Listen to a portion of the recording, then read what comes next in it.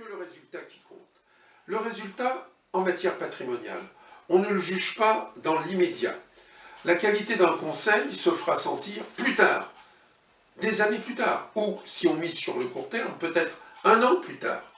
Un compagnon, si l'on prend l'exemple de la maçonnerie, un compagnon qui monte en mur sans méthode, s'apercevra rapidement que son mur n'est pas droit. Il n'a pas utilisé le fil à plomb.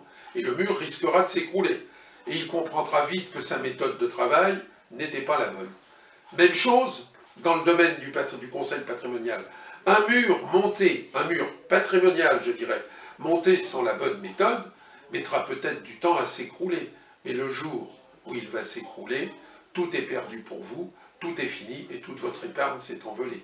Ceci est vrai, on le voit constamment. Regardez aujourd'hui, on peut dire que 3 milliards d'euros ont été perdus par des Français sur ces placements sur Internet, des placements prétendument boursiers sur Internet, hautement dangereux, devant lesquels il faut toujours être très vigilant et à la limite être extrêmement restrictif, car on sait toutes les déboires qui ont été occasionnés et pratiquement les risques de perte d'argent énormes pour toutes les personnes qui, je dirais, s'amusent ou veulent prendre ces risques sur Internet dans des configurations boursières qui sont totalement fantaisistes et qui misent sur les marchés à terme. Tout cela, nous vous en reparlerons ultérieurement, mais ceci est de toute façon à éviter.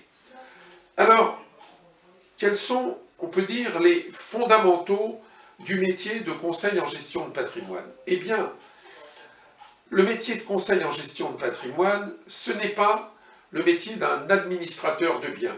Ce n'est pas un métier spécialisé. Il a besoin, le gérant de patrimoine, de spécialistes. Il va s'entourer de spécialistes, notaires, avocats, experts comptables, etc. Mais le métier de conseil en gestion de patrimoine, c'est celui d'un conseil en organisation patrimoniale, en stratégie, en planification. C'est un métier de consultant qui suit le cheminement logique de la découverte, de l'analyse et du diagnostic. S'il ne fait pas ça, il faut en changer. Changer de conseiller, ce n'est pas le bon, où il faut reconsulter ailleurs et ne pas hésiter à faire jouer la concurrence. Même chose d'ailleurs, c'est une parenthèse, dans vos conseillers bancaires, je dirais qu'à la limite, les conseillers bancaires sont souvent excellents.